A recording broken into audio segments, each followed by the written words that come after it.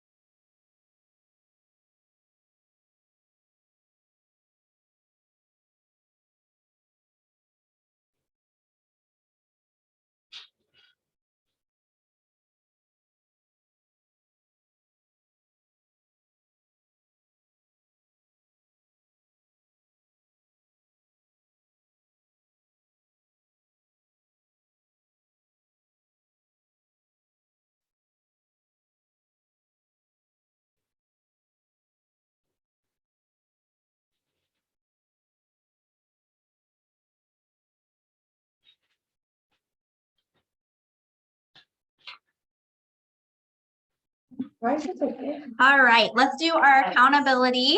I love Mondays because you get to count what you accomplished over the weekend as well.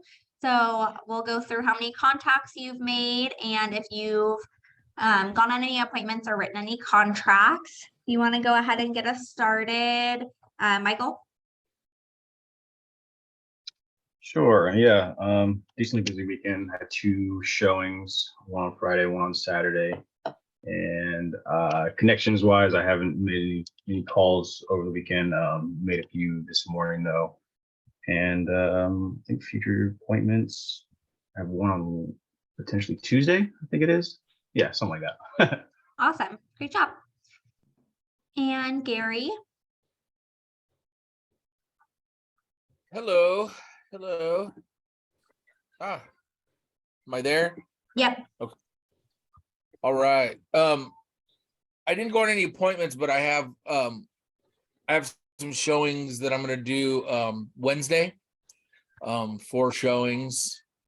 Haven't written any. Well, I've written some offers, but they didn't accept or whatever. But that's about it. Just working with my clients, trying to find them a property. And Awesome. then, yep, just adding to my database and talking real estate when I go out and about, handing out business cards and networking. Good. I've met with several, what do they call it? Allied Resources Yes. last week. And so, yeah, just trying to Good. network and meet people. Good job. Yep. Kevin? Hey, yeah, I mean, I met up with one of my friends' families, and I'm trying to get like the communication with them because they speak only Spanish, and so like we're trying to get all the information. And so on Friday, I met with a lender, and to see what programs were available for them. So that's like pretty much what I went on. Awesome. Great job. Deborah? I am still getting set up with Keller Williams, but I did notify all my sphere of family and friends that I moved to Keller Williams, and got my desk set up and did orientation this morning. So Awesome. I'm making it. Good. Good job. And Lucy? I just went to see vacant homes, just 2 vacant homes. It's a buyer that he lives in, wants a house in Malinge or Silverton. So we're just doing that now. I hadn't had time to do anything in the database because it was in the morning. So, but it's pretty much. Awesome. Great job. Ashley? I got a tooth pulled, so I probably won't talk a ton today, but I did have a buyer appointment and he signed a buyer contract. So we're just like trying to, I need to do one of the like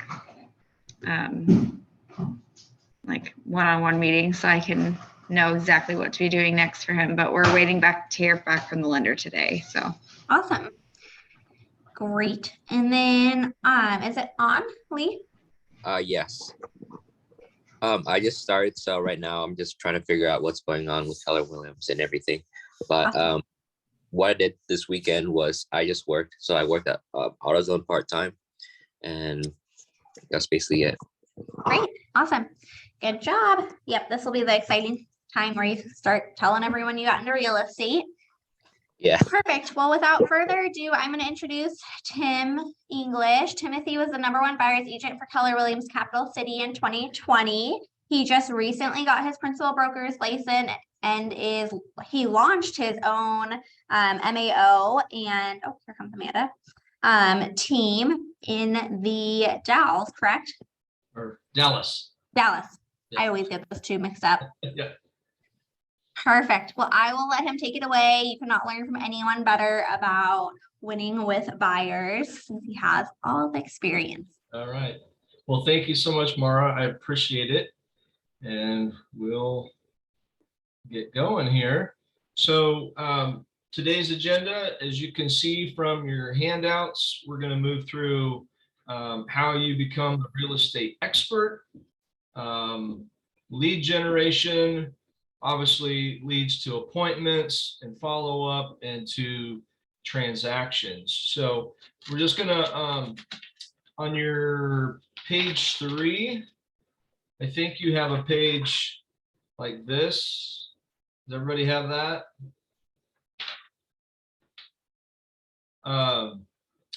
Basically, I'm going to take you around that circle. So we're going to talk,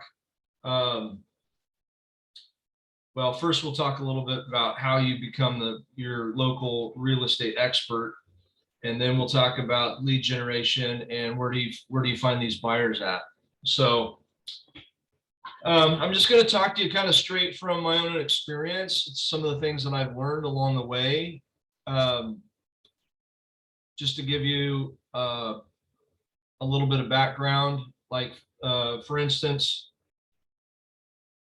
some of the different numbers you're going to want to track as you get into real estate is, how many contacts does it take for me to get a lead?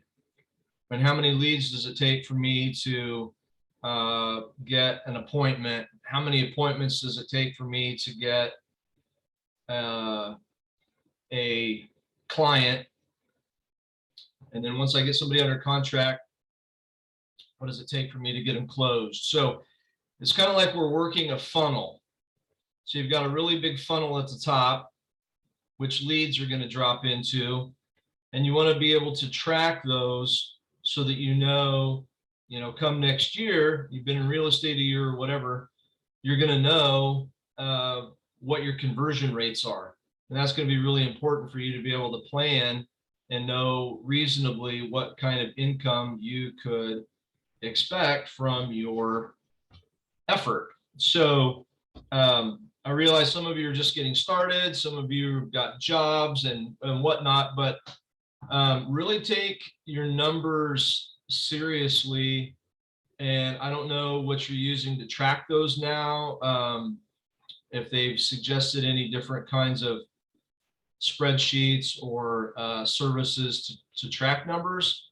I use a service called CTE, and it tracks all kinds of numbers for me, and that way I can keep good track of my business, so I know exactly how many contacts I've made, how many leads I've found, and so on and so forth. So just a little food for thought there. You're going to want to keep really good track of your numbers so you know what you're up to. So just to give you an idea what's possible, I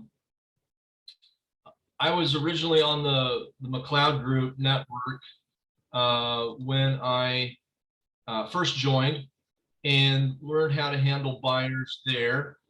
And my track record, both there and as I was just looking at my numbers today. So for instance, right now, out of the buyers appointments that I've set, I have held 75% of the buyer appointments that I've set. Okay, so just from set to held, 75%. Now, I don't know if that sounds impressive to you or not. I'm not trying to impress anybody, but as well as I do, buyers can be kind of flaky, and a lot of the time we see numbers quite a bit below that for, you can set an appointment, they forget, they just flake out on you, and you go to have the appointment and they don't show up. So to have 75% is a pretty good number. And then of the ones who actually show up for my appointments, I sign 95% of them.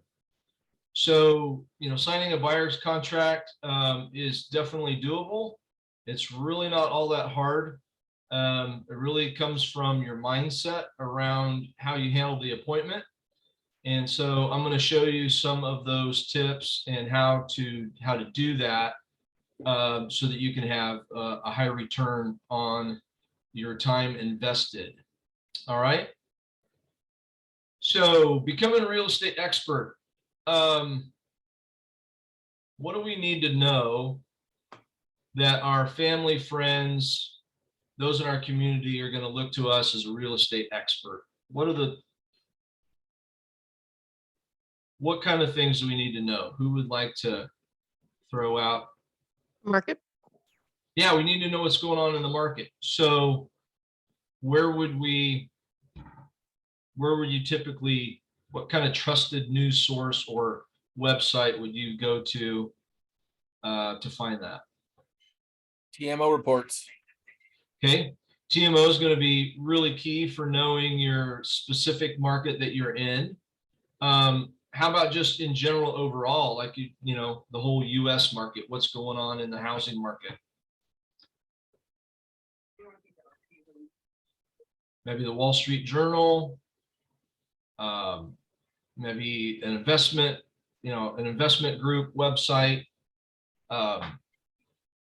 Just paying attention to the general news and following, you know, or whether you, I don't know what news source you follow, but for instance, I'll check out Fox News business page. They've got a specific tab on real estate, and they've always got good articles in there, so that I can stay informed.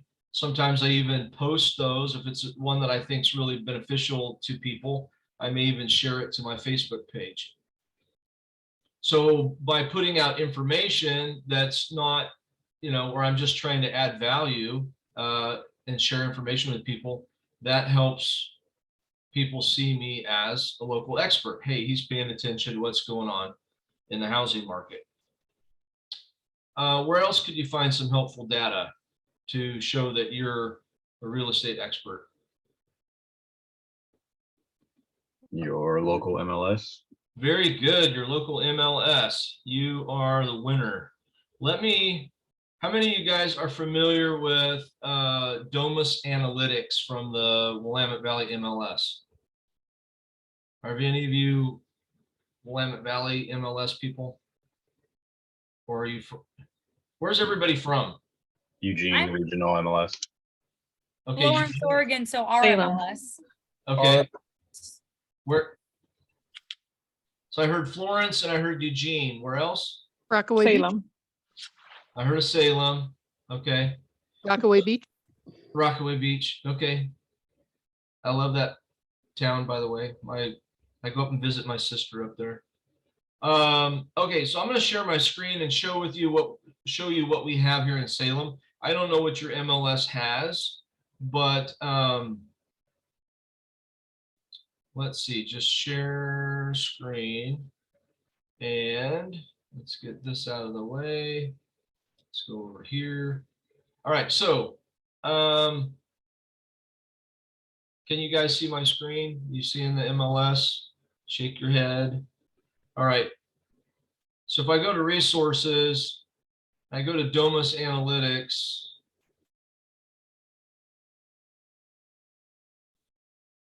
I've got some different market data that I can tap into. So I'm just going to click on this first one. It's going to give me a readout for all the 4 counties of median sales price, numbers of closed sales, active inventory, days on market, new listings, whether they're trending up or down. Right now we're looking at numbers from year over year, but I can also click this one and look at numbers from just the prior month to, you know, what was last month to this month. So I can switch that. I could also switch. Notice these are residences under a half an acre. I could change that if I'm looking for other things like a manufactured home or a condo or just land. I can also change it for my county. So let's just say I just wanted to look for Polk County, which is where I live. Then I could see what's going on specifically in Polk County.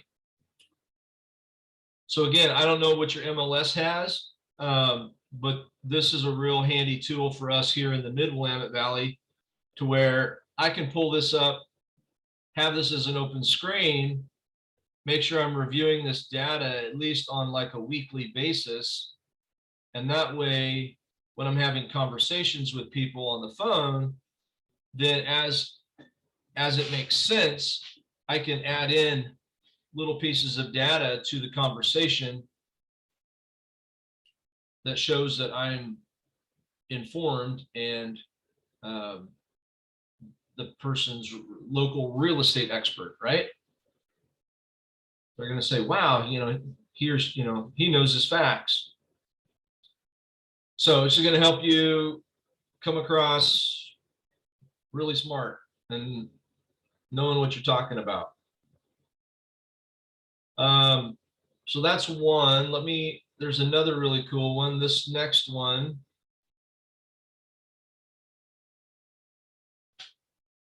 This kind of makes it into a nice printable half sheet.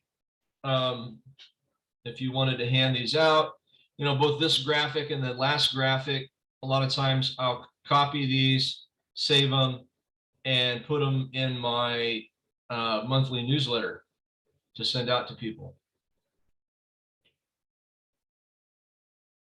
So, again, another way to come off as a real estate expert is as you build your database and you have people that you're sending emails to, most important thing you can do, yes, you want to put listings in there if you have listings. Yeah, you can put in a home maintenance article, I don't know, whatever else you want to include in your newsletter, some event that you're doing or whatnot. But the thing I start my newsletter off is my monthly, I just write a short monthly article about what's going on in the housing market. And then I include one of these graphics to show the numbers. And I get these comments from people like, we really appreciate the newsletter that you send out each month because it keeps us informed. So that's where you can really add value. Don't shy away from, being that local real estate expert and being able to talk, be informed enough that you can talk intelligently about the market and what's happening in it. And these are some of the tools you can use to do that.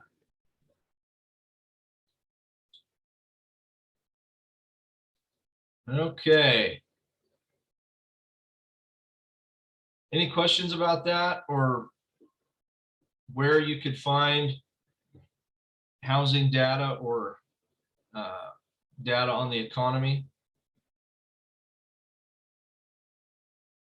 Do any of you guys have real or lending partners? Any contacts with lenders where maybe they're sending you, they'll send you emails from time to time? I see a couple of you nodding. A lot of times the emails that they send will include market information, right? What's going on in the economy. And so again, just some of the lenders will send you a little service called the Market in a Minute. I don't know if any of you seen those. Little quick video called Market in a Minute. Those are really handy to get you real fast, give you kind of the basics of what you need to know about what's going on in the economy. So that's kind of step number one, is you got to do your homework so that when you're with a client or with a prospective client, that you come across as the trusted professional that has the information. Because answer this, do you guys want to be a trusted advisor that's on the same par as a financial advisor or a CPA, or do you want to be seen as a door opener and an offer writer? You know what I'm saying? So if you want to be seen as the trusted professional and have that level of respect and stay more in charge of the process and the relationship with your client, and not just have them dragging you all over everywhere looking at homes, then part of it's being educated, being informed about the market, and coming across as the expert. And it takes time, I get it. But there's also, so just like I said, there's some really good sources out there where, you don't have to read books on economics. You don't have to, know a ton of stuff, but you can get these good news sources and good, information and be able to come across as the trusted professional. So I hope that helps. So from there, let's talk about lead generation and how we're going to find these buyers. So What are some sources? Where are we going to find these buyers? Open houses. Okay, very good. Open houses. So are any of you looking at signing up on a team, or are you, because there's kind of three ways you can do this. You be on a team and be a buyer's agent and basically hold open your team leaders' listings, number one. Or I guess if you're a solo agent, you do an open house for your own listing. Or three, you call other people in your market center and find out listings that they have and volunteer and say, hey, I'll hold an open house for you. So what would what's your thoughts there, Gary? Well, I'm a solo agent, so usually my own listings I'll hold open houses. Okay. But in our market center, we kind of go around and see if people need help with open houses, and people are kind of advertising or sending out an email for help with their open houses. Yeah. And also in different markets, I've heard agents doing open houses for agents in different companies. Yeah. To get leads, just, whatever, whoever has a list that they want to hold an open house. Yeah. So. Yeah, no, that's really good, Gary. And so let me give you guys a couple of pointers here on open houses. So general rule of thumb, if you want to have an effective open house, all right. So this is straight from Shift.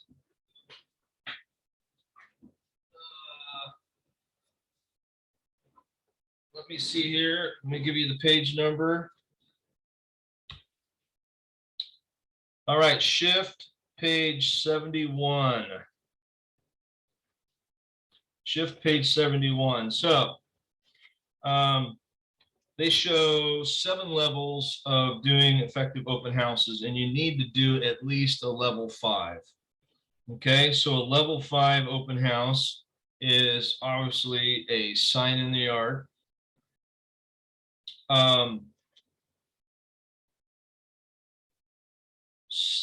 Sign with balloons, and I'll explain why balloons are important in a minute.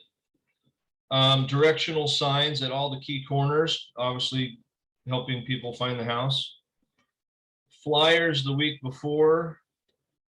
Email invites to your database.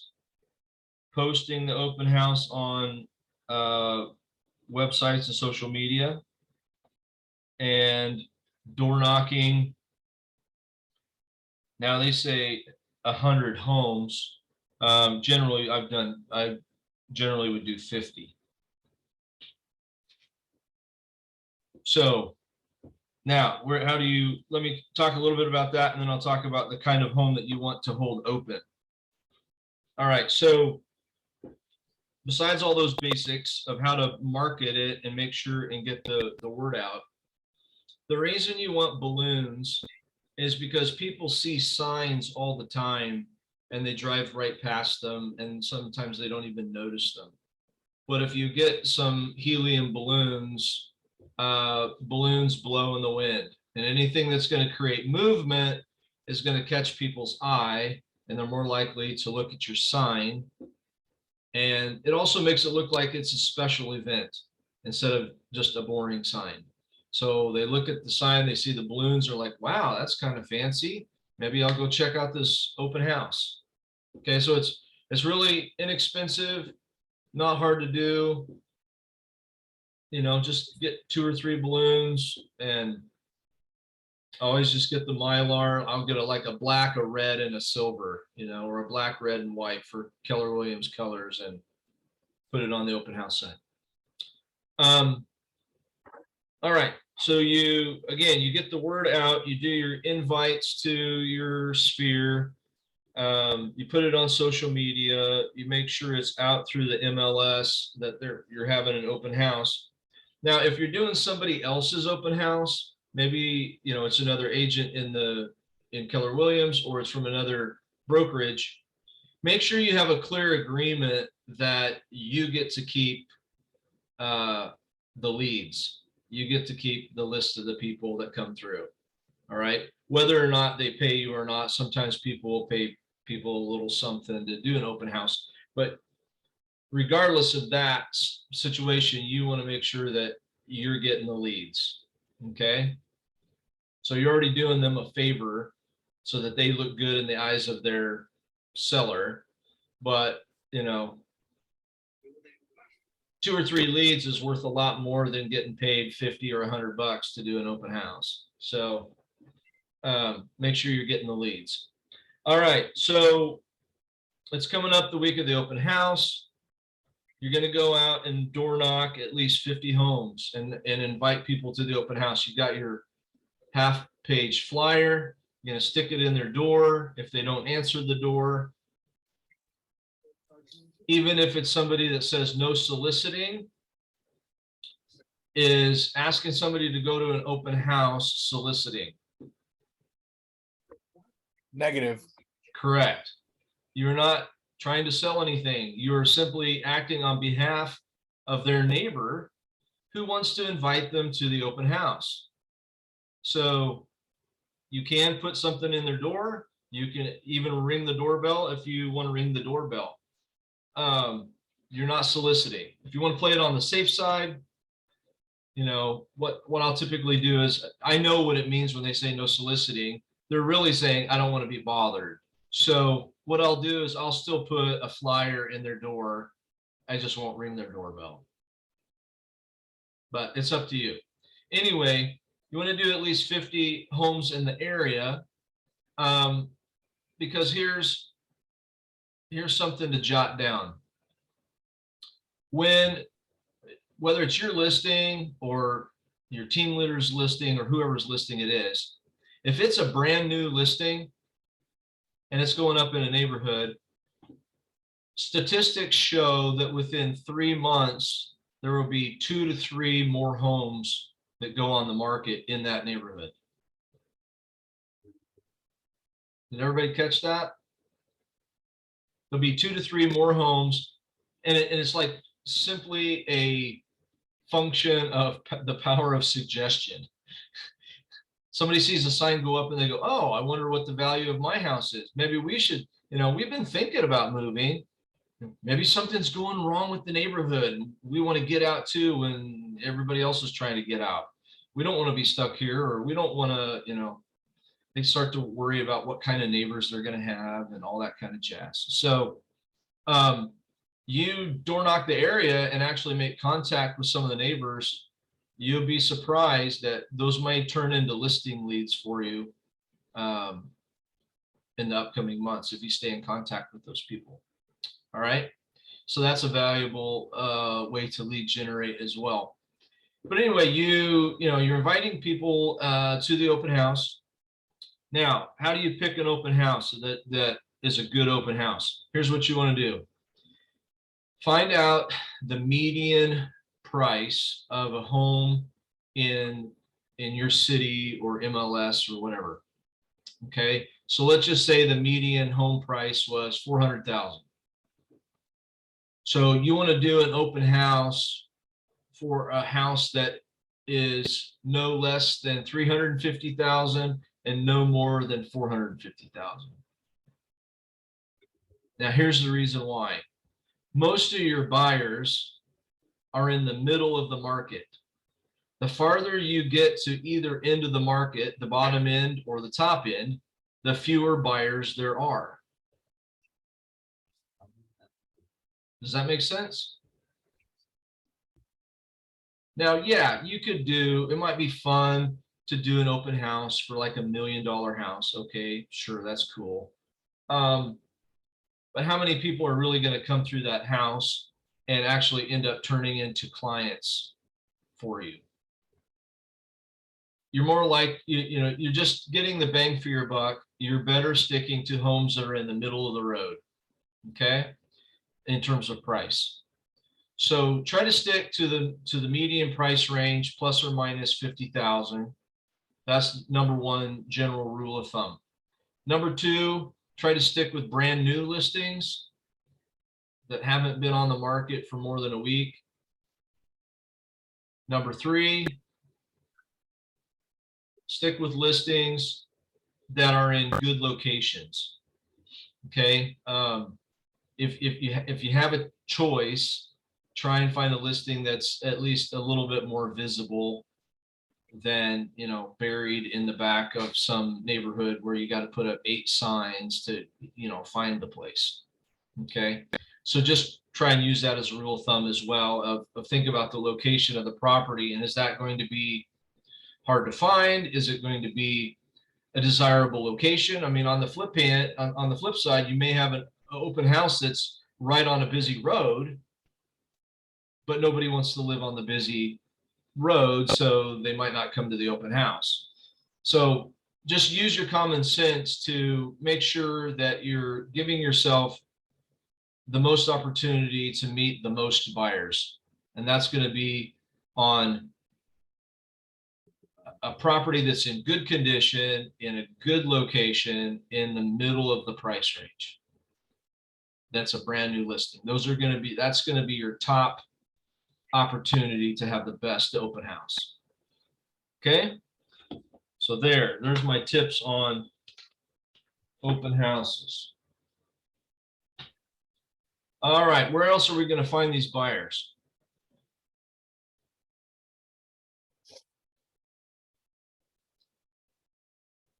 Online? Okay. How are we going to capture them online? Well, ideally, if you've got a listing, then posting those listings would get a lot of buyers' attentions, or, Okay. Yep. I mean, I guess you'd probably have to ask permission, but even if you don't have a listing, if you get permission to promote somebody else's listing, Absolutely. the whole point is that people look online like, I don't Yes. know, 90-something% of the time. Yep. So Yep. that's where yeah. Yeah, absolutely. Absolutely. How about just staying connected to your social media sphere of people that are talking, whether they're in groups or just it shows up in your feed. I mean, that's a few months ago, that's how I got a listing. There was a friend of mine, or actually they're both friends of mine, the husband and wife I went to school with, and it was just my Facebook feed, and she pops on and says, "Yay, my husband got a job in Bend." So I pop right on and, you know, say, "Great, you know, when are you guys looking to move? Blah blah blah." And it just reached right out to her and set the listing appointment and got the listing. Just from kind of paying attention to what's going on Facebook. So yeah, obviously online is a huge one. There's a lot of different ways to do that. Be careful about spending too much money on lead sources. A lot of times they are low quality, and you'll spend a lot of time and effort making phone calls to things that don't pan out. All right, where else are we going to find buyers?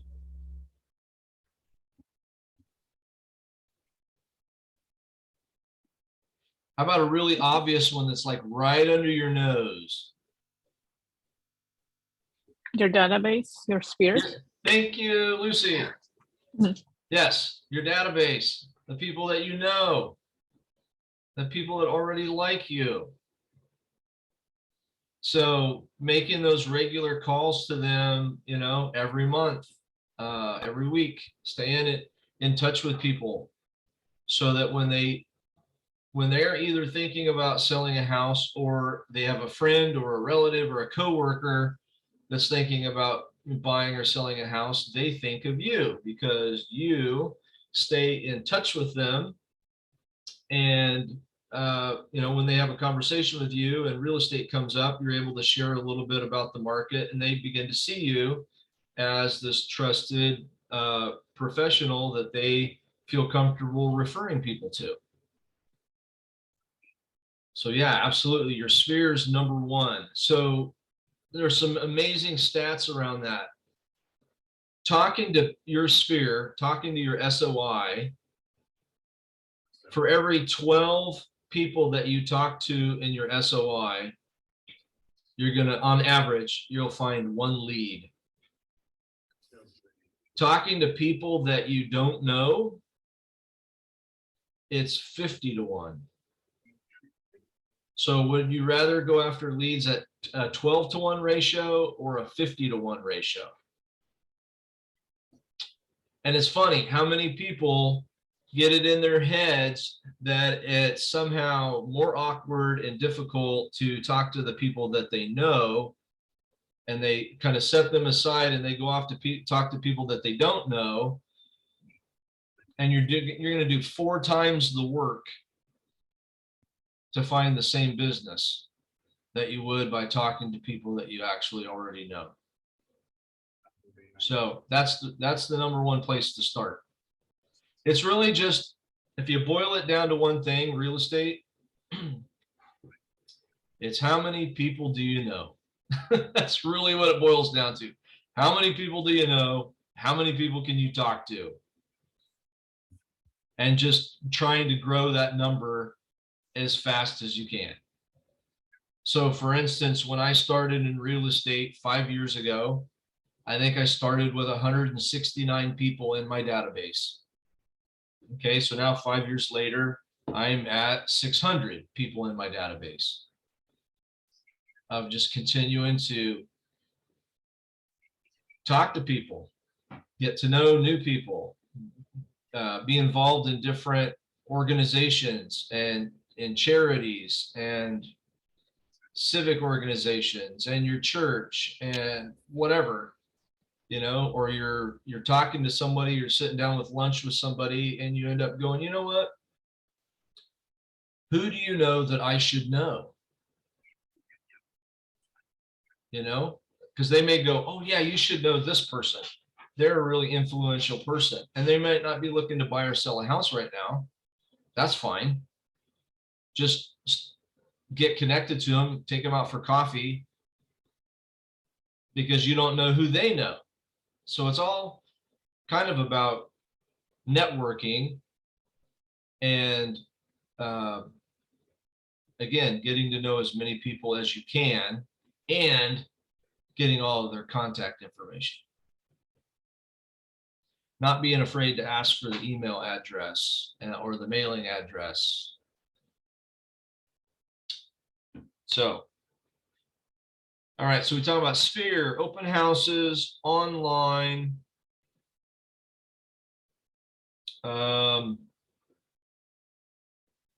Where else are we going to find buyers?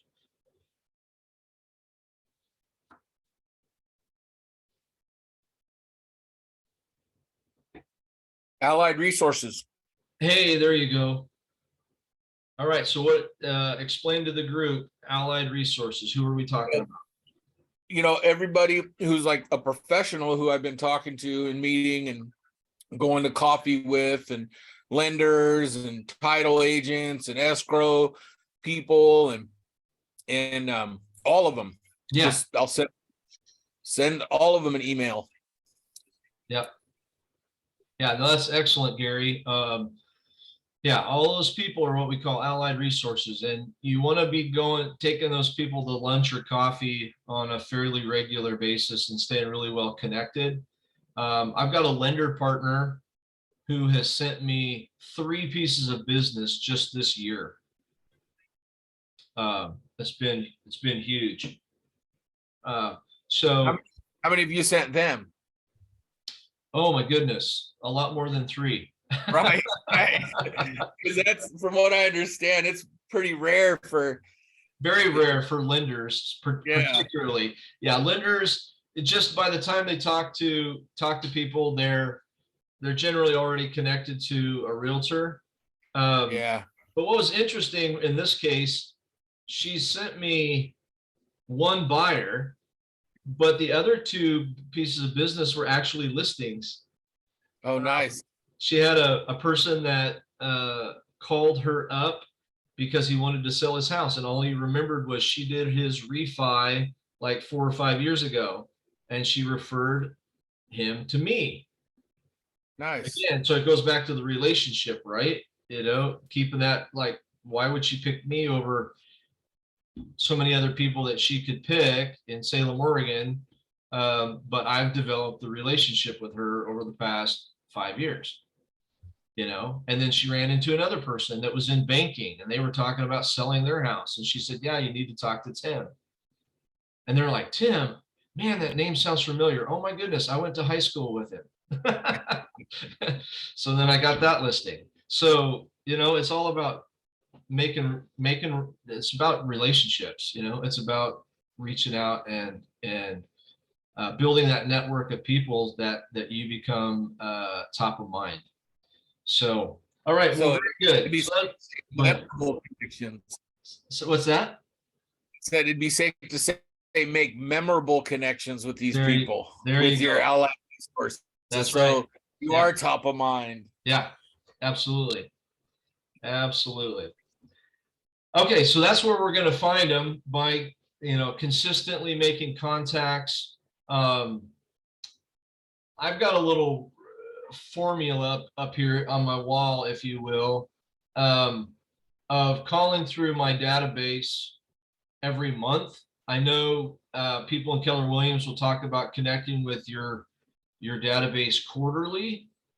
But most of us don't have that big of a database. You know, if we spread it out over a quarter, we might be making, you know, 5 or 10 calls a week. So in this really crazy, chaotic market that we find ourselves in, way better to be connecting with your people on a monthly basis. So just take the number of people. I mean, literally, like, let's just say you're starting out and you had 100 people in your database.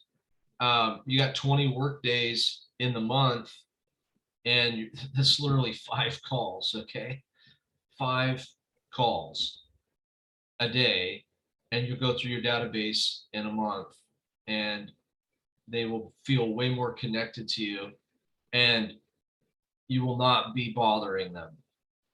So that's the other thing. So many times in our head, we start telling ourselves stories. Oh, I'm bothering this person. I'm talking to them too often. No, you're not. Not unless you're calling them every day. You're not talking to them too often. So, so I call through my database every month. I write at least one handwritten note a day to mail out to different people, letting them know I was thinking about them. I schedule at least 2 lunches a week, 2 lunches or coffees. I do at least, I'm not super great on social media, but I try to stick to at least 1 post a day. And then I'm always looking to add people to the database, right? That's the main goal, is grow that database. So I'm looking to add at least 1 new person every day. And then I've got my goal of 100 contacts a week. So if I do those things, then I know business is going to pop up. I'm going to find the leads that I need to find.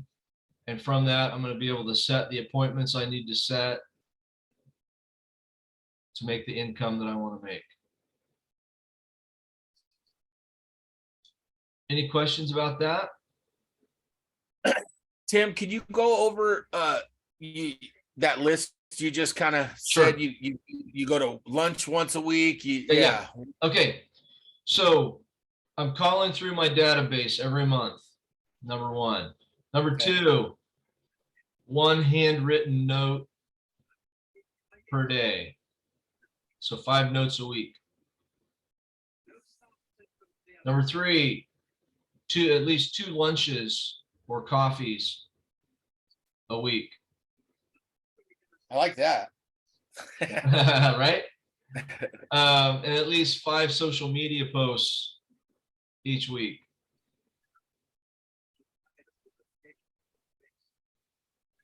And then 100 contacts a week.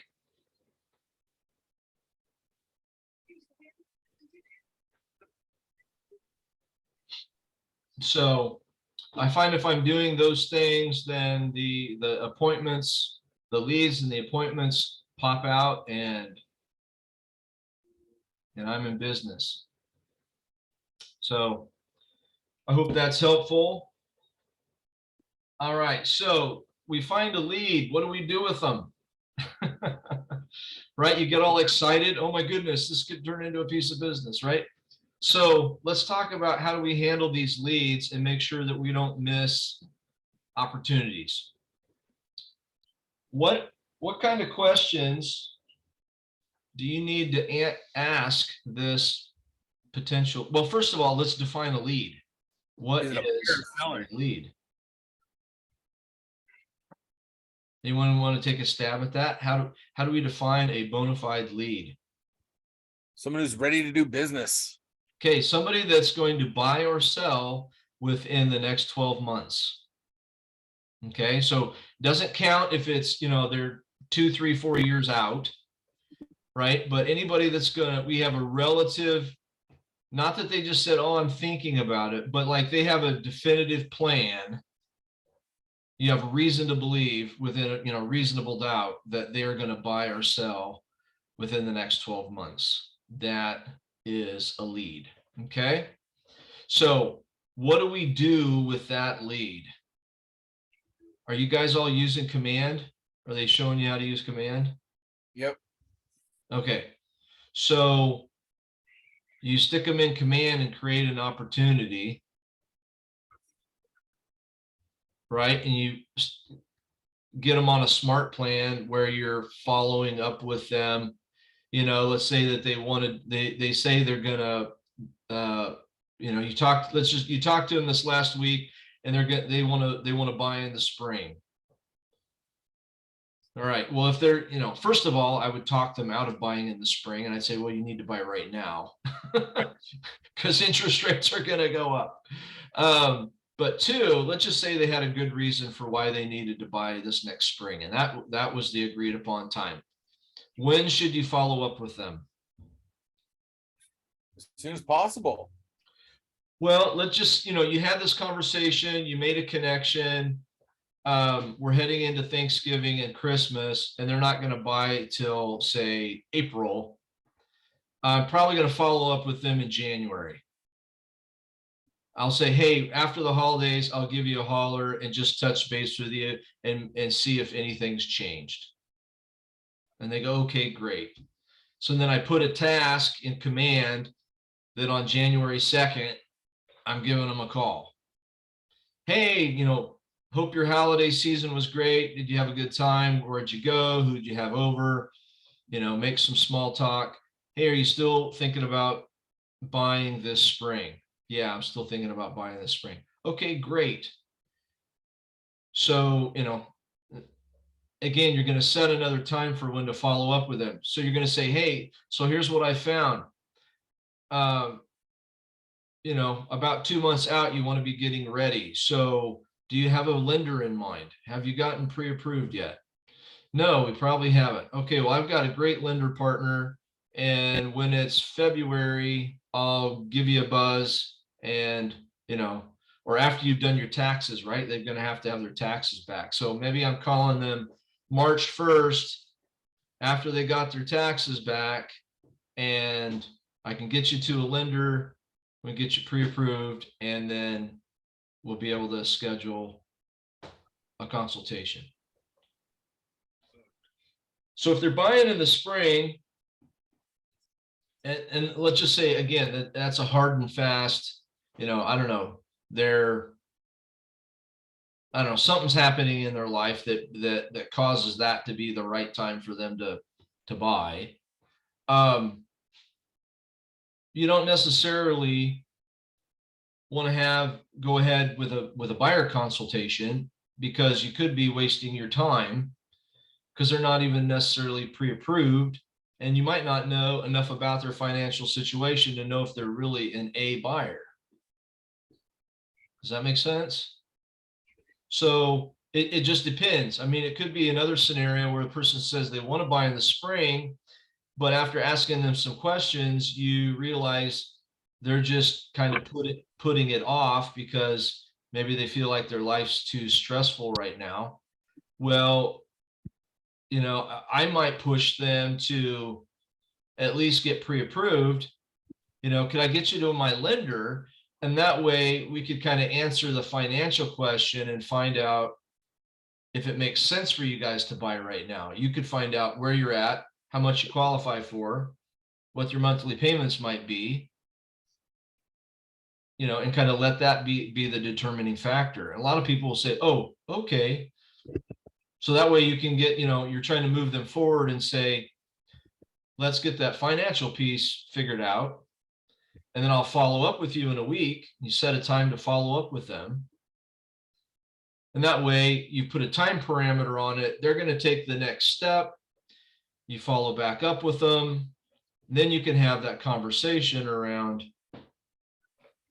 what they qualify for, what they're looking for, you know, what they're trying to accomplish, and whether or not that's reasonable in today's market in the location that they're looking for, or whether or not they need to save up more money or improve their credit score or whatever it is. But you're always looking to move people forward, whatever it means for them to take their next step, trying to move them forward, excuse me, and problem solve, right? Because they'll throw different obstacles at you, different objections of why they need to wait, or they need to do this, or they need to do that.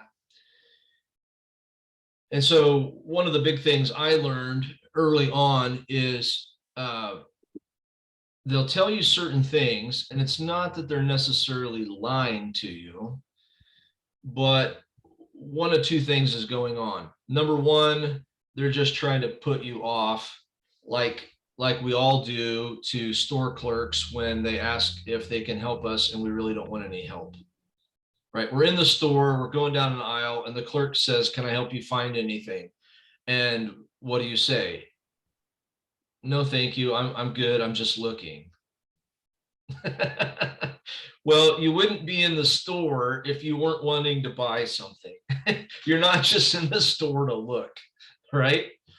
But the clerk realizes that that's a nice way of saying, don't bother me right now. I don't want any help right now. So buyers are going to do the same thing to you. And you've got to be able to discern what it is that they're really saying. Because they may say, I'm just looking. They may say, I don't want to buy right now. I want to buy in 6 months. And then you go to follow up with them however many months later, and they already bought a house. And you're like, what the heck? Right? So don't necessarily take their word, you know, as the absolute truth. Okay. There's a reason. Liars. That's right. That's the reason why there's the saying buyers are liars. Okay. Because they change their mind. They take the path of least resistance. They put you off because they don't want any help. They don't want to appear like they don't know what they're doing. There's just a whole bunch of different psychological things that are going on. And you have to be able to decipher that and to be able to read between the lines. Okay. So, so when they say, hey, we want to buy in the springtime, what's a question that you could ask to find out more Why? about that? Why Yeah. the spring? Right, exactly. Why the Yeah, spring? Yeah. Why in the spring? What Now, happens in the spring that's a good time to move that's better than right now? there you go. And I would ask it that way. So we want to stay away from why. We don't want to use that word because it puts people on the defensive. So What's in the spring? we want to, like what you said there at the end, you want to say, so what about the springtime is important to you? Always ask what or how questions, and don't ask why questions. All right, because that can turn into a combative thing where they're feeling defensive. So yeah, what about springtime is important to you? Well, that's when all the houses come on the market. That's just the best buying time of the year. Well, that's true. However, have you thought about this? That's also when all the other buyers come out, so there's more competition. Oh, I didn't think about that. And what do we know about interest rates between now and springtime? Nothing. Really? Yeah, well, most likely they're they're going up. Yeah. They're going up. And so if you can come from, instead of sounding like, you know, the pushy salesman who's trying to twist their arm, you're sounding like the helpful, trusted advisor who's giving them information so that they can make the best decision possible. Because everybody wants to look right, you know, it wants to look good and be right, right? Nobody wants to be wrong and nobody wants to look dumb. So if you can help them look smart, you know, then they're like, oh yeah, I don't want to, you know, I don't want to do that and look bad, right? I don't want to miss out.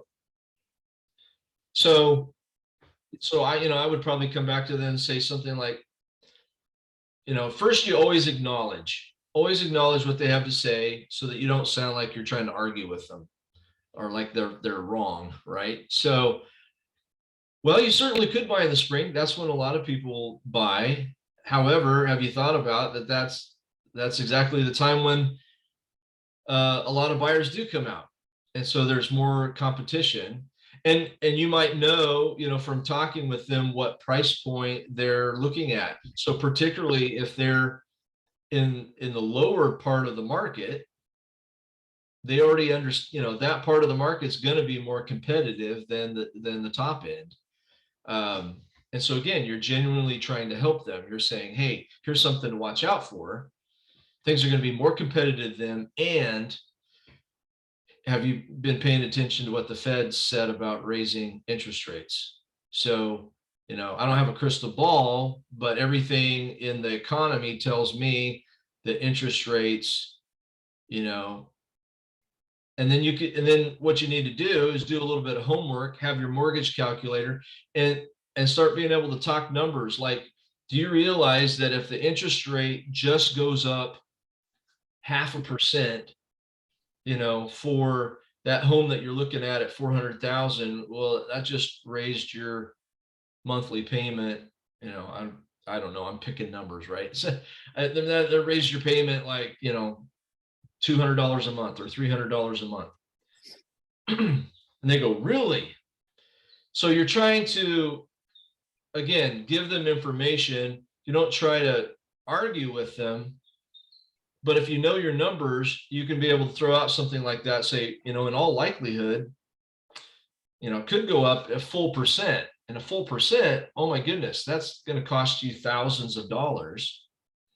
Does that really make sense then to wait till spring to buy a house if it's going to cost you thousands more dollars and several hundred more dollars a month in a house payment for the same house? Is there any way that you know, we could look at purchasing sooner than that? Again, so you're kind of peeling the onion, you get down to deeper layers, and there may be something else. There may be, they might not have the cash to buy right now. It might be that they have to wait. But it's a little bit like what a financial planner would say, you know, when's the best time to invest? Right now. Because Yesterday. yeah. I mean, you can't do it in the past, and you're never going to get around to it in the future. It's the same way with buying a house. The only market that we know is the market of right now, not the market of 3 months from now.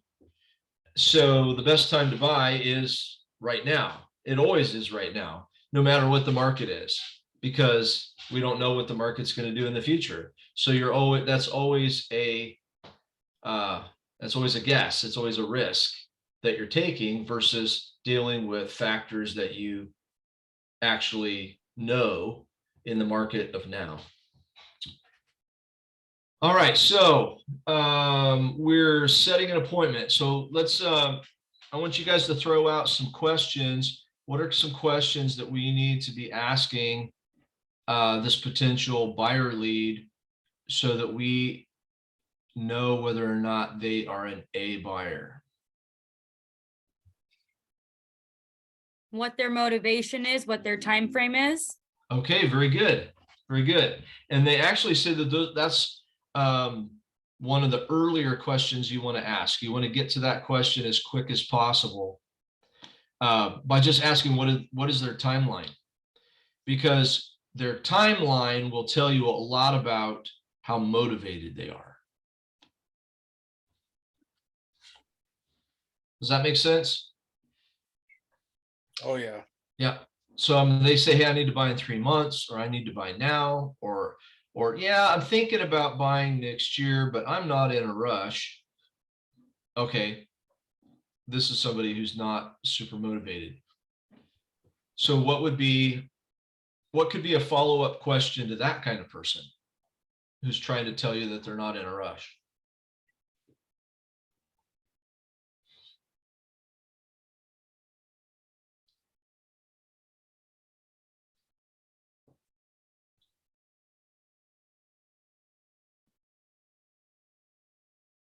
All right, I'll jump in, okay? I've got a great one. You're gonna want to write this down. It's a really helpful one. On a scale from 1 to 10, 10 being you need to buy today, how would you rate yourself? So let's just say that non-motivated person says, well, I'm a 5, I'm a 6. Okay, great. What would have to happen to change that to a 10? Need to win the Powerball. What you're going to find is you're going to cut right through all the fluff and get to the heart of what's holding them back. Okay. Could be their finances. It could be any number of things, but you're going to find out why they're waiting versus moving forward. And it could just be they need some questions answered. Yeah, they need, waiting for the market to get better. right. Exactly. Oh, okay. Let's talk about Let's talk about that. Talk about that. Yeah, exactly. And so here's where you can lead that conversation and ask them powerful questions so that they arrive at the right answers. You know what I'm saying? Again, so that they own it, they appear to be smart, and it's not you telling them what to do. So,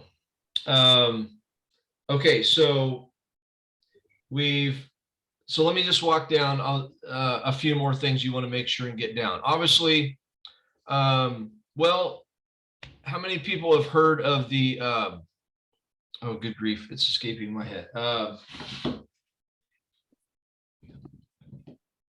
It's going to come to me just a second. LP Mama. Yeah. You guys know LP Mama script? Oh, yeah. We practice that in scripts. Okay. So just help me out, Gary. Let's walk through it real quick in case not everybody knows LP Mama. Yeah.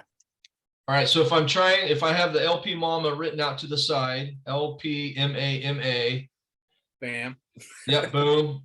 I'll have it up on the wall in front of my screen, or something. So I can look up to there while I'm on the phone talking to whoever it is. All right. So L is for location. So where are you thinking about buying? And again, you're just trying to have a conversation, get them talking, show that you're interested in their goals, in their life, and what they're trying to do. All right, where are you moving? Okay, so they tell you. All right, P is price. All right, so what price point are you thinking about? All right, so they give you a price range. All right, M. Mortgage. Yeah. Are you pre-approved? Do you have a mortgage lender? Have you talked to anybody? So there, not only do you want to find out, if they're pre-approved, who's it with, get that name and number of their mortgage lender.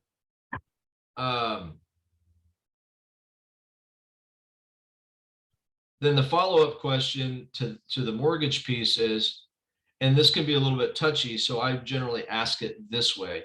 So when it comes to a down payment and closing costs, how much cash do you have to work with?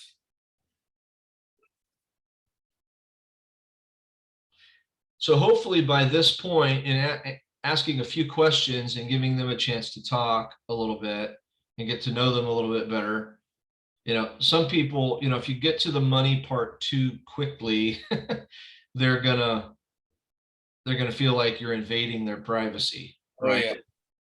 So you got to build up some rapport before you get very deep into the money piece.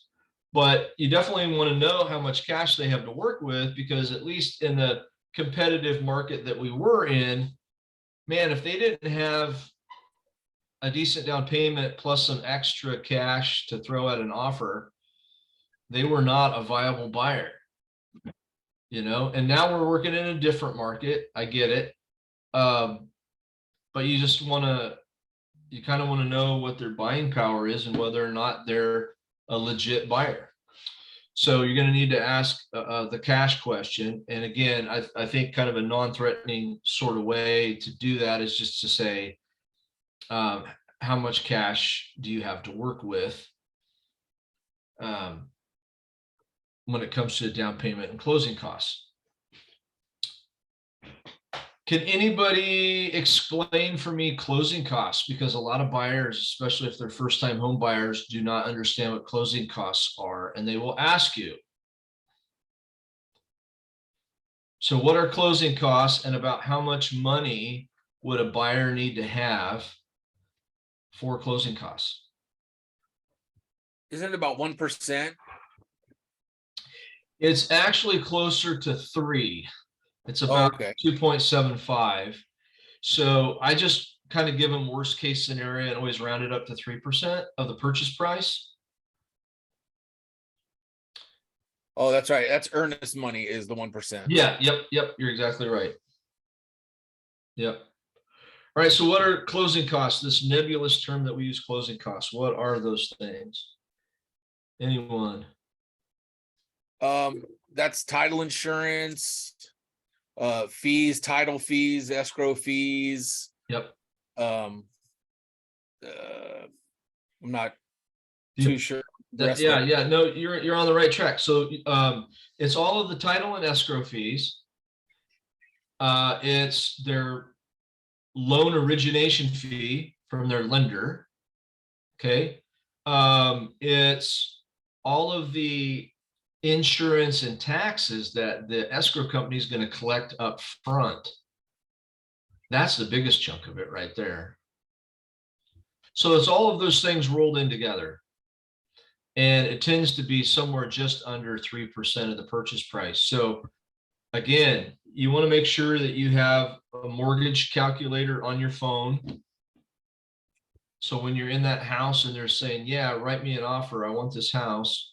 Or, hey, I need to think about it. I need to make sure I can afford this house.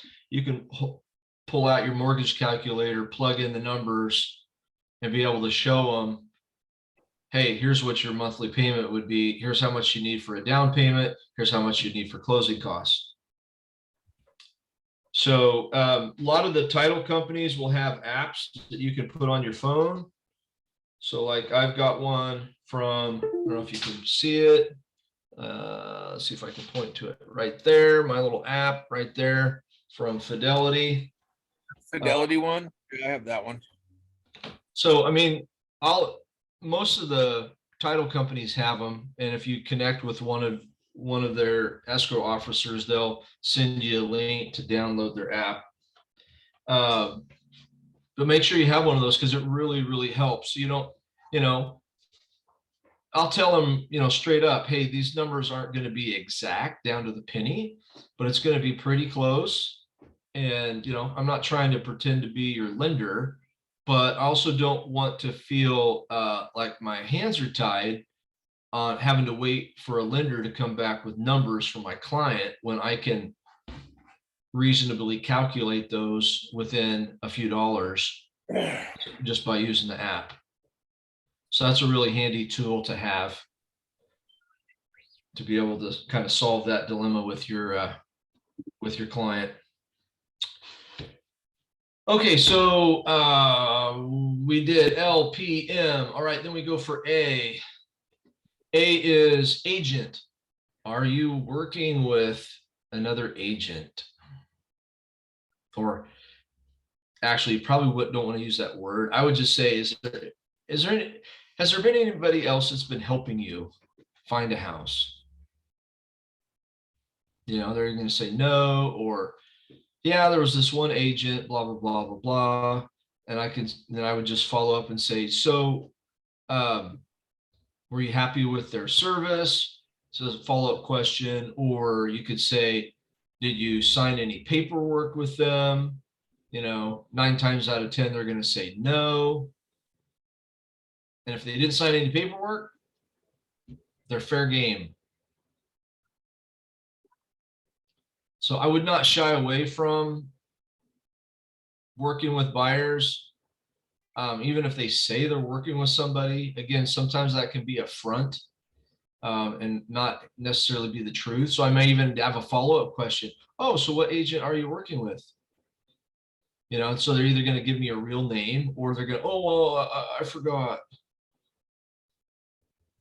So anyway, you can choose how you want to handle that, but don't just automatically shy away and go, oh, you know, when they say they're working with somebody, because it's kind of akin to that, I don't want your help, I'm good on my own kind of a thing. So you have to kind of be willing to push through that and get them the help that they need. All right, so that's A. So then the second M. Motivation. Motivation. We want to find out what is important to them about this home. You know, is it a job change? Is it a new kid on the way? Is it they need to get into a 1-level house because they've got mobility issues? You know, could be for a variety of reasons. They're moving closer to the grandkids.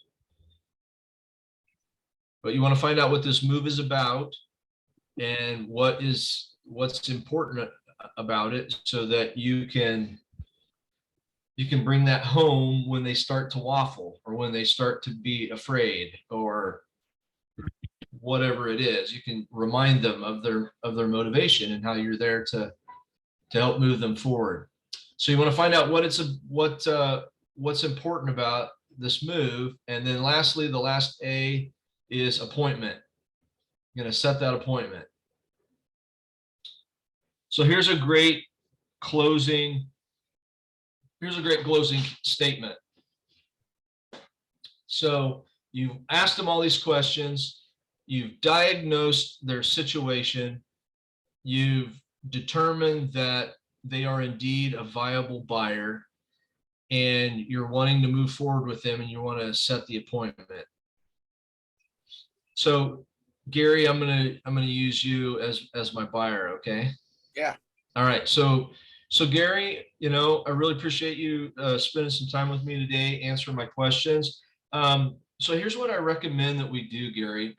Let's find some time to get together in the next few days, and that way I can go over the home buying process with you and share with you some market data, so that you can be best informed about, you know, about your next home purchase. And then we can also look at some properties as well and see what's out there that might fit your criteria and your price range. How does that sound? Yeah, that sounds great. Okay. So would you Do have? you have an office? Where do we meet? Absolutely. So my office is at 123 Main Street, and I've got time either this Wednesday at 4 or Friday at 5, which would work for you. Well, if we do it Wednesday at 4, I'll have my kids. Friday at 5, I can probably find a sitter. So okay, well, let's do Friday at 5, because there we go. that would work really great. Yeah. So Yeah. So the other part is, you know, you're going to want to make sure, you know, if they're married, you want both parties there for the appointment. You don't want to just be meeting with husband or wife, because you'll end up, they won't be on the same page. You'll have to go through all of the information a second time. So, you know, if they say anything around that, well, I could meet with you at this time. Well, I just want to make sure that we have all the decision makers there. Well, but you know, my spouse works such and such a work schedule and they can't meet until blank. Okay, well, that's fine. It just would be better if you're both together. So then, you know, you make sure that all the decision makers are there. So otherwise they can hijack the process later on, and it's really not good. So you want to make sure that you avoid that. And then, you know, beginning agent, don't make it look like your schedule's all clear and like, well, I could meet at any time. Because then you look desperate and like you don't have any business, and they go, oh, wait, they don't have any clients. Maybe I don't want to work with them. Maybe they're not the greatest client or the greatest realtor. So always give them two choices. Doesn't matter if your calendar is totally wide open. Just pick two times and give them two choices. Most of the time, they'll be able to make one of those times work. If they say that neither of those times work, okay, that's fine. Then throw out another time or two, or, you know, let them suggest a time, and then you can go back and forth to figure out something that works.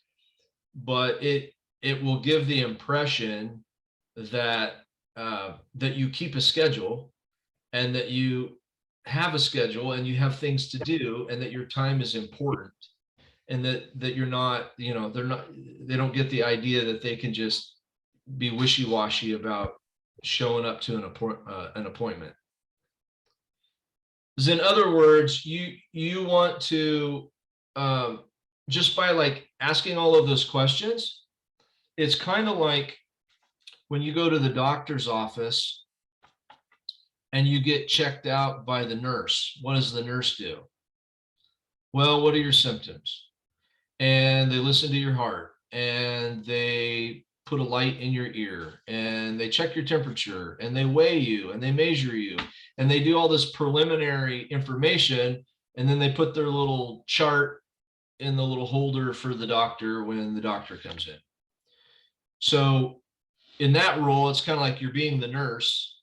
You're gathering all the data so that you can make a diagnosis of the patient. Does that make sense? And you're scheduling the appointment for them to come in and see the doctor.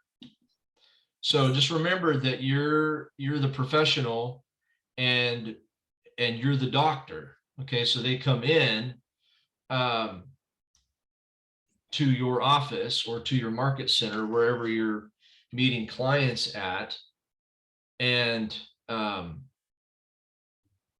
you just want to show that you're confident, that you're in charge. I would, I'm already in the conference room. I've got a couple of bottles of water set there. They come in, I greet them, and it may be obvious where they're supposed to sit, but I would still go ahead and say, here, have a seat right here. And then back up around to where I'm going to sit. All of that is around, it's just good etiquette. But on top of that, you're showing that you're the one in charge. It's your environment. You're setting the rules of engagement. Because if you'll do that and kind of win the mind game of who's in charge, your entire transaction will go a lot smoother. If the buyer figures out that they're in charge and that you don't know what you're doing, or that you're just going to be a door opener and you're going along for the ride, then they're going to take advantage of you. They're going to take advantage of your time, and they're going to push you around. They're going to be unreasonable, and they're going to end up blowing up a deal. And you're going to have wasted a whole bunch of time. So better to stand firm in the buyer's appointment and have your own process that you want them to follow, and be able to lay out that process, And if they say they don't want to follow the process, then maybe I'm not the realtor for you. Maybe you could go work with somebody else. You know, and that's okay. That's okay. All right, so let's move on and talk about the actual appointment. You've set the appointment. What could you do to ensure that the appointment actually happens? Follow up and confirm like the day before. Yeah, absolutely. Yep. Depending on how many days it is between when you've set it and when you're going to hold it. I mean, general rule of thumb, you don't want a whole bunch of time gap between those two. So you try and set them for as quickly as possible. But if for whatever reason it's got to be that way and you've got a week or two or whatever, I would follow up. Let's just say I booked an appointment for the following week. I would probably reach out to them the Monday of and just say, you know, reminder, your appointment is this Thursday at 4.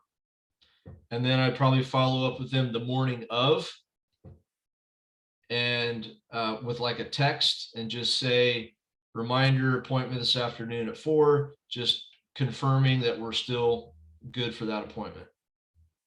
So at least one reminder, maybe 2, depending on how big of a time gap there is. All right, so they come to the appointment. All right, here's what you want to do in the for buyer's appointment.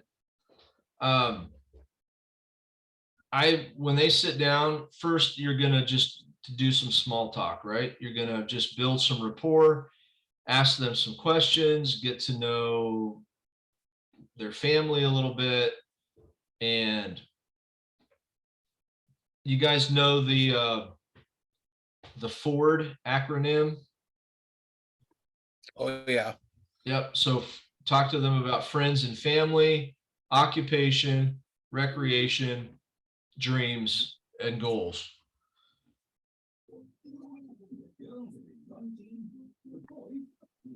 So, you know, again, you're just trying to be friendly. Now, you know, be careful because you don't want to come across too chummy or buddy because that will take away from them seeing you as the expert.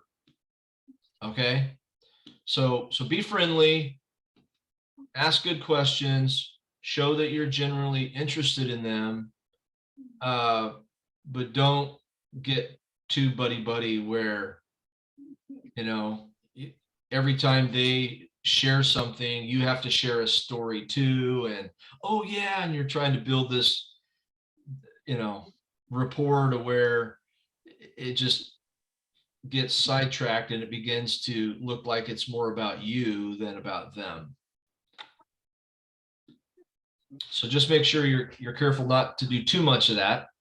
But at some point, after making a little bit of small talk and getting to know them a little bit, you just say, hey, so Gary, I've got 3 goals for our time together this afternoon.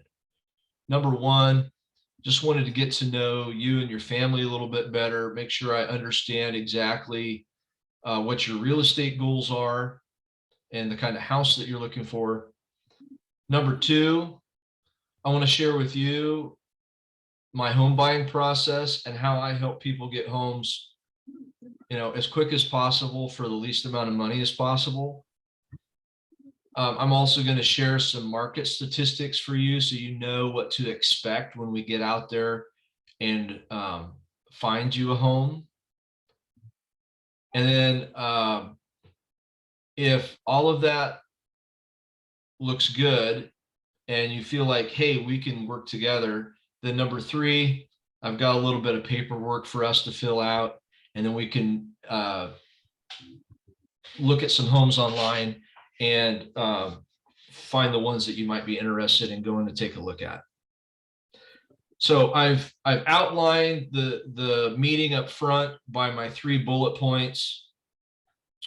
I use a detailed questionnaire for the first point. I know in your packet, let's see, what page is it? Buyer guide, blah, blah, blah. Buyer guide, home wish list. What is that? 14.9, page 9. Buyer needs analysis is also on page 11. So both of those pages have some really good questions for you. But basically, well, let's see if I can find one of mine real quick.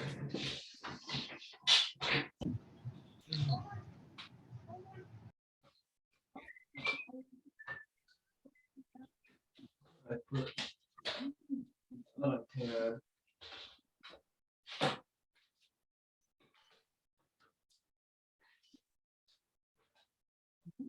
Oh, bother. Well, I've not seen one. Well, basically, I've got a questionnaire that I developed that basically walks through a lot of those LP Mama questions, but maybe goes down a little bit deeper and a little bit more in depth. So obviously, by the time you get to the consultation, you know, you're asking questions like, okay, how many bedrooms, how many bathrooms, what other features in the home are important to you? What about the yard? What size of yard? Do you need a fenced backyard? I mean, you're going to find out different things about I have a question. Go ahead. So I just had a buyer consultation and I tried to ask like as many questions as I could, but he seemed very just like meh, like very just like nothing really like in particular, just like whatever. Okay. So like, how do you go about that when they just seem like you're asking like specifics and they're like, it doesn't really matter. Like, okay, I'm open to whatever. Like his like only thing is that one of his daughters is in a wheelchair, so it has to be wheelchair accessible. Beyond that, he didn't seem to care like about anything. Gotcha. Well, in general, you're going to find that guys are typically less particular than the ladies. That's kind of a general rule of thumb. So they're going to be probably a little bit more big picture and less in the details. So yeah, as long as it's got a roof and a foundation, yeah, windows aren't broken, I'm good. And that was kind of his mindset, like just. Yeah. So, I mean, while you may want to push a little bit on a few questions. In that case, what would you say would be like the most, like, what would the questions that you would push on, I guess, is what I'm asking. Right. So like, I mean, gonna break through did you get a number out of him of like bedrooms and bathrooms? He has 3 kids. He'd ideally like 4, but 3 would be okay. Okay. All right. So that's good. So, I mean, I did get like the concrete stuff. Yeah. That you like, kind of have to. Probably at least 2 bathrooms. Yeah, but beyond that, he was just kind of like meh, like meh. Okay. So here's where you ask some either or questions. All right. Make him choose one or the other instead of it being a yes or no question. So, you know, so let's just say his name's Frank. All right. So Frank, in looking for this 4-bedroom, 2-bath, would you prefer a newer home that's move-in ready?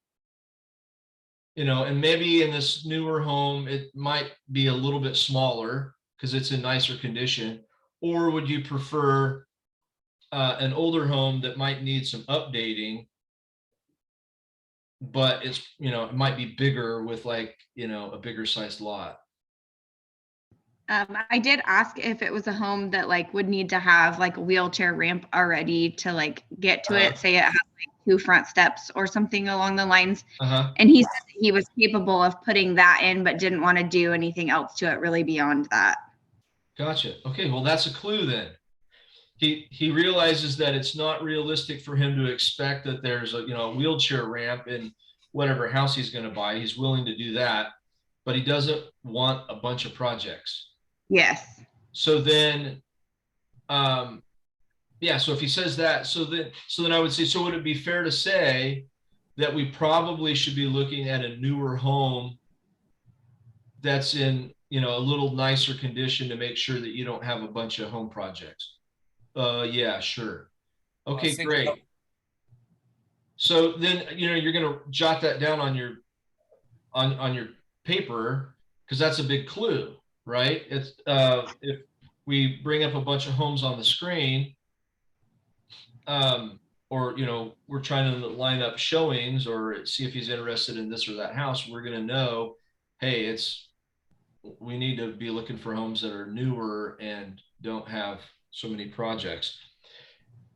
But then depending on what, how much he can afford, right? That's the other piece, right? A lot of times you're always bumping up against, but I can only afford this. Well, then we have to work at adjusting expectations. Okay. So here's a couple of rules of thumb for working with buyers.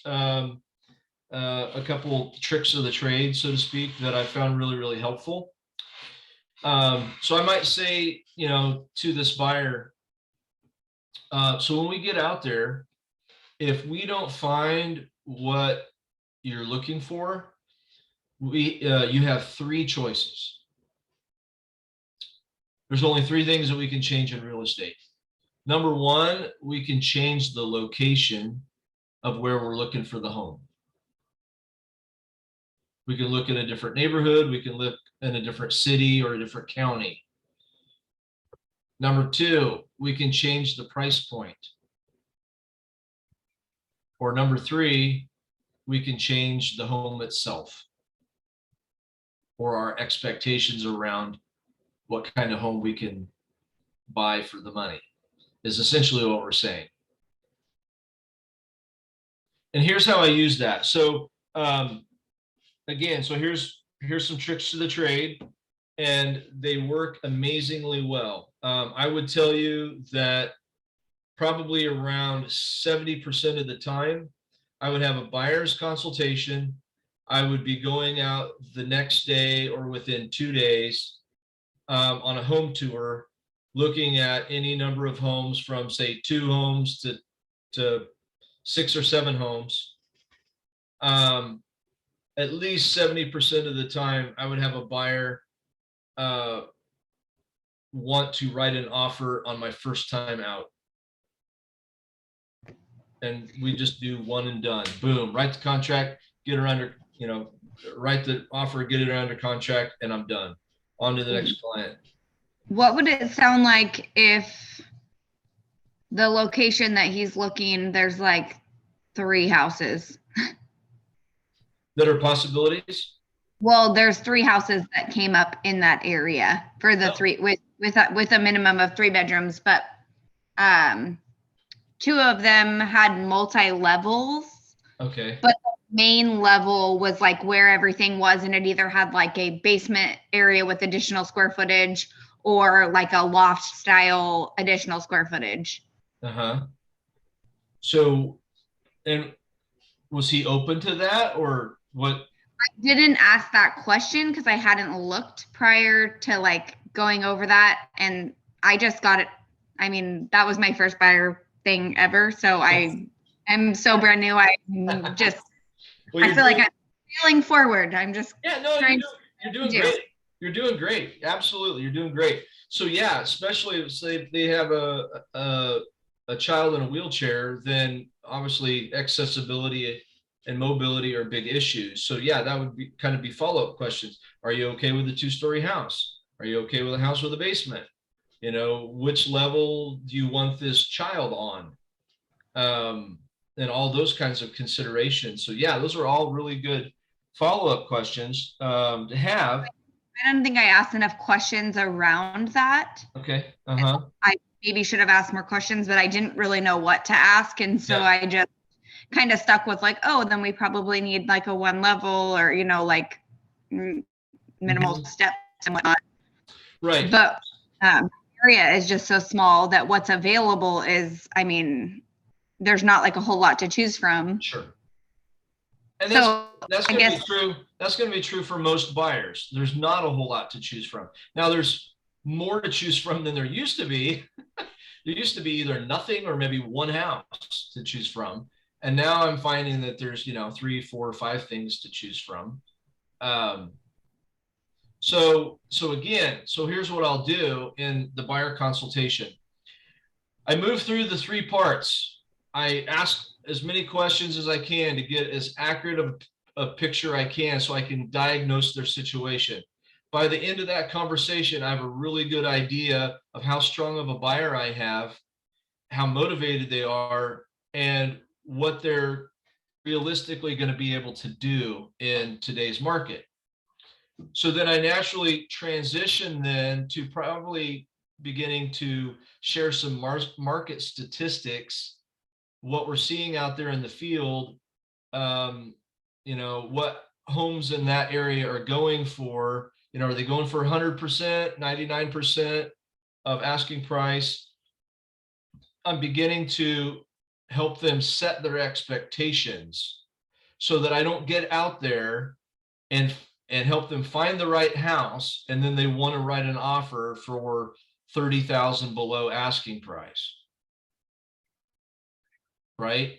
So you want to ask as many questions as possible, and you want to set expectations. Those are kind of your 2 major goals in the buyer consultation. And so I'm setting expectations around pricing. I'm setting expectations around what my process is. So for instance, what I'll tell them, and you guys can steal this, all right? I'm sharing it to you for free, and this works really, really good. You just tell them, so Ashley, when we go out to look at homes, I use what's called the ophthalmologist method. Have you ever been to the eye doctor? Oh, most people have. Okay. So, when you go to the eye doctor, they'll put the lenses in front of you and they'll say 1 or 2, 1 or 2.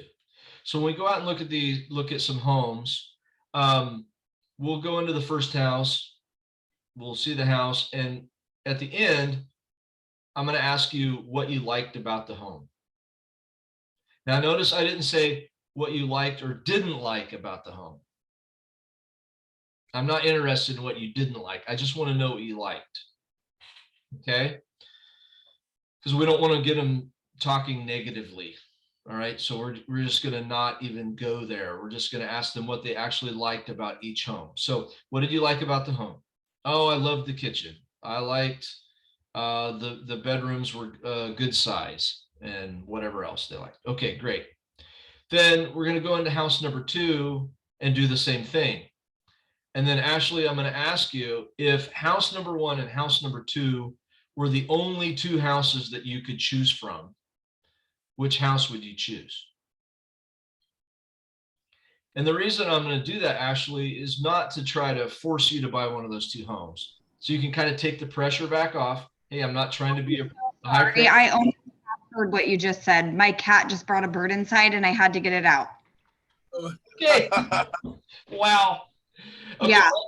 I'm sorry. No problem. Okay, so what I'm describing is what I call the ophthalmologist method. So no matter if you're seeing 2 homes or 5 homes or whatever it is, each home that you go into, you're going to ask them, what did they like about the home? And then once you go to home number 2, you're going to ask them, if you could only choose between house number 1 and house number 2, which house would you choose? And in the consultation, I'll just say, hey, that's not to pressure you into buying one of these homes. It's so that you have, I use this as a self-discovery method. I'm just walking alongside you. I'm just asking you questions. You and your spouse are discovering for yourselves what you like about the house, because what I know is that a confused mind cannot make a decision. And so I just want you to be clear that we've looked at 30 homes now on the big screen here in my office. We've narrowed it down to 5 homes that we're going to go see. And so when we'll have seen everything. You know, that's the power of the internet. We will have seen everything that's for sale. So that's another expectation that I'm setting. I'm letting them know there aren't any hidden deals. You know, there's no deals out there that are hiding somewhere in the trees. All the best homes are out there, and the best homes get snatched up the quickest. So I've shared with you everything that's available. You're going to narrow it down. So what I'll do is we'll go through all those 30 homes. We'll do a search. We go through the 30 homes. I say, hey, we're going to build a maybe list. So you're just going to either tell me no or maybe. No, maybe, no, maybe. And the ones that they say maybe, I put a little check mark on, and we build a little list. And then depending on how big that list is, maybe it's only 3 or 4 or 5 homes. Great. If it's like 8 to 10 homes, I may go through the maybe list a second time just to reconfirm that they really do want to see those homes. And usually they'll knock off 1 or 2 or 3. They'll go, yeah, no, I don't need to see that home. I don't need to see that home either. And then we'll kind of narrow it down. And once we've narrowed it down, okay, so here's the deal. When we go out there, here's what I'm going to say. I'm going to use this ophthalmologist method. And that's so that you only have to remember one house at a time. I don't want to get through, you know, show you 5 homes, and then it all starts to get muddy in your mind. And you're like, now, wait a second, did this house have this feature or that house had that feature? You know, I'm trying to decide, blah, blah, blah. So I let them know that, hey, I'm helping you out. It's going to be a self-discovery process. No pressure. We're just going to go through this process. You're going to let me know 1 or 2. So then they say, oh, it's house number 1. Great. Okay, forget house number 2 because we already know house number 1's a better fit for you. So then we're going to go to house number 3 and 4 and 5. And when we get done, then again, you're just going to be choosing between 2 homes, and it's become very clear which house is the best option, the best fit for your family. And I'll reiterate, I'll say, hey, because you know, there are no perfect homes, right? So it's really important that you do that piece too, because buyers can fall into this, they've got this imaginary house that's in their mind that they're searching for. And the problem is it doesn't exist. Because what you'll find is that they'll gravitate to a certain house as a certain look, a certain size, but maybe it's out of their price range, and they want that house to exist at the price range that they want to buy at, and it doesn't exist. So instead of beating your head against the door and going after 2 or after 2 or after 2 or looking at all these homes, you just got to be honest with them up front. You know, you're going to find what you're going to find in this price range at 350 to 375, you know, is a certain kind of house. It might be a little older, which means it's going to be a little bit bigger with a bigger lot. It might be a little newer, which is going to be nicer and less projects and a smaller yard. But that's what we're going to find in this location, in this neighborhood or this town over and over and over again. So we're not going to find something different just because we wait till next week or next month. So that's what you're trying to help them see, is that to be realistic in their expectations about what they're finding. And so then when I go to the ophthalmologist method and say, hey, you can, you know, we're just going to compare these, and it's going to become really obvious which one's the best fit. There are no perfect homes, right? And they say, right. And they kind of chuckle because they recognize, you know, that's the reality. And then I give them permission. I just say, so, you know, the majority of my buyers put in an offer on their first tour out. Did you know that? Oh, no. Really? Yeah, they do. It's because I make it really easy and simple, because I want to honor your time, because I know that time is money. So again, I make it about them. I'm trying to service them. I'm trying to give them the best customer service possible. It's not, I make sure that they understand it's not about me trying to pressure them into buying a house. Because here's the way out. I'll tell them. So if we get to house number 5 and you don't like any of the homes, let's just say that you decide, hey, the pictures were deceiving and I just don't like any of these homes, then you're going to hear me say, then we need to choose to change one of the 3 things. We're either going to change the location, change the price point, or change the house that we're looking for. And after you say that, how does that sound if they're like, I don't want to do any of that? Well, then I would just come back with, well, Mr. and Mrs. You're not ready. Yeah, I would just say, Mr. and Mrs. Buyer, here's the reality. Realtors price the homes with comps. So they're looking at what just sold, and then they help sellers price the homes comparatively. So in this town or in this neighborhood for the house that you're looking for, it's, I may just get a little bit real with them. Let's just say, we've been looking at these homes and they don't like any of the homes at 350 to 375. And the home that, and I can tell that the homes that they would be attracted to are like 400 or 425. So I'll just tell them that. I'll just say, so Mr. and Mrs. Buyers, here's kind of what I'm seeing. The homes in this price range don't really seem attractive to you or don't really seem like they meet your needs. And it seems like maybe the home that might be a better fit for your family is at this price point, yet that's a little ways out of your reach. And so what would you guys like to do? Because I don't want to waste your time, and my time is important too. So I want to get you the home, but it doesn't make sense for us to continue to go out on multiple times in this neighborhood or in this town at this price point if these homes aren't going to work for you guys. And they'll because I'm just being honest with them, right? So they'll go, yeah, you're right. So what would you like to change? Do we need to think about a different neighborhood or a different city? Or maybe there's some other creative problem solving we could do around finding a home that has a bonus room or has the ability to be added on to, or, whatever other way that the home could be modified to meet their needs. So you just have to get creative and learn the right questions to ask to solve whatever the problem is.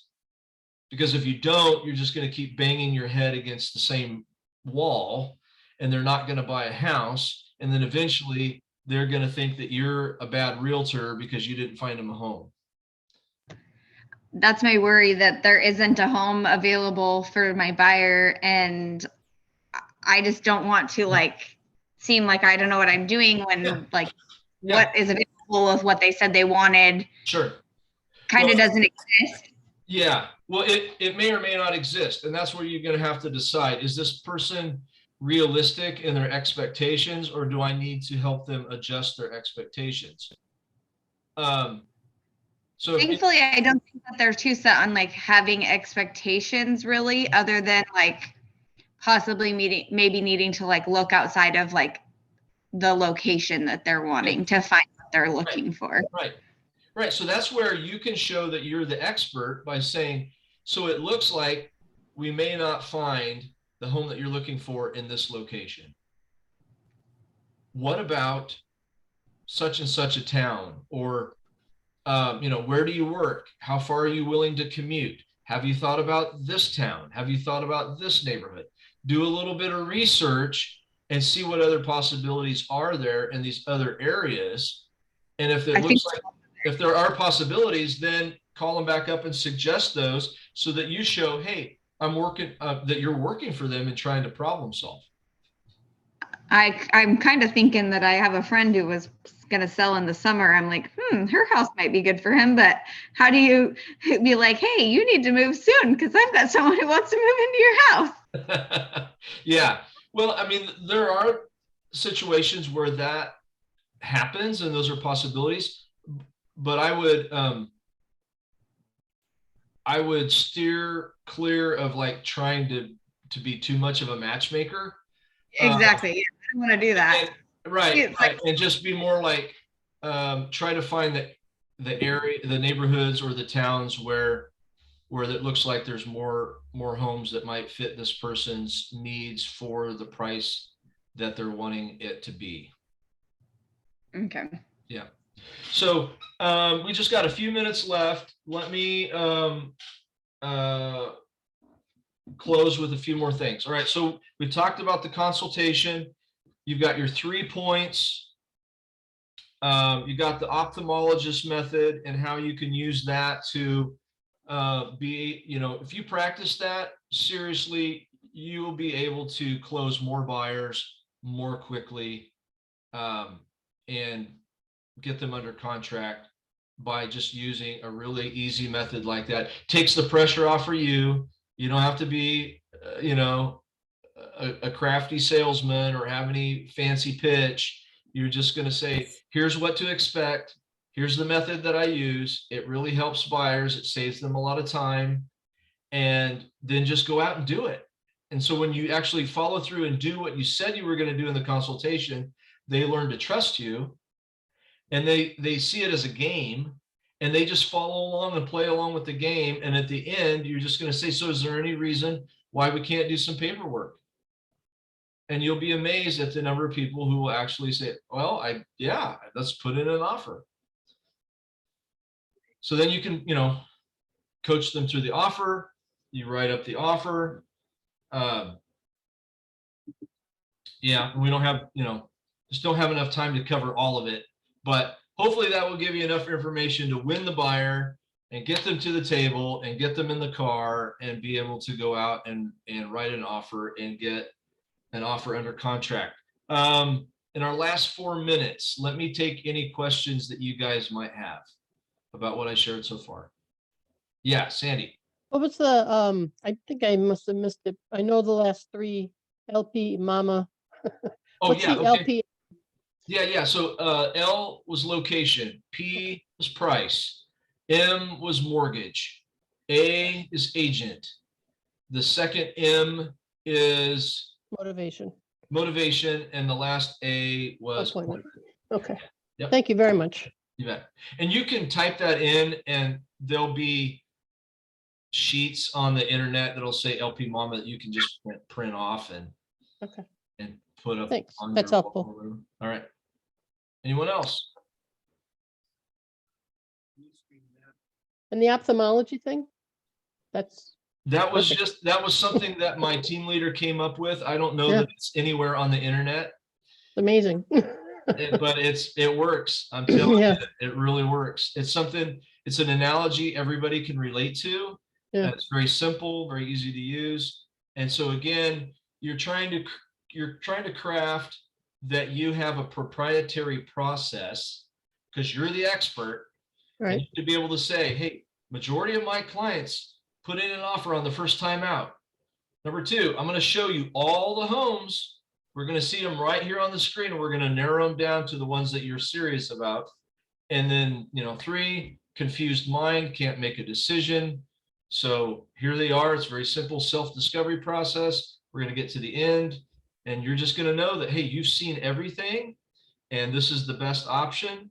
So we can put in an offer. And again, if you don't find anything that you like, then we're hunting, and just like hunters aren't going to go back to the same location at the same time with the same methods if they're not finding the game. So if we're not finding the house, we got to change one of 3 things. We're going to change the location or the price point, or our expectations around the house that we're looking for. Those are the only three things that we can change. Otherwise, we're just going to be beating our heads against the wall, and it's going to waste your time and my time. So if that happens, it's no big deal. It's totally okay. We'll just change one of those, and then we'll go and we'll do a new search, new property search, go out on a second time. And I'll just find that most times people will put in an offer on the first time. And again, if they don't, they realize, hey, I'm not upset. There's no pressure, but they also understand there's an expectation that we're not going to keep looking for something that doesn't exist. Very good. All right, guys. Well, thank you very much. You've been a great class today. And if you have any questions for me, let me just, I'll give you my phone number and email real quick. All right, you can reach me at 503-998-3234. My email is timothy.english@kw.com. So please don't hesitate to reach out to me if you have any questions about buyers, any step of the process. Be glad to help you in any way I can. Thank you. All right. Thanks so much, everybody. Thank you. You bet. Thank you. All right. Bye. Bye.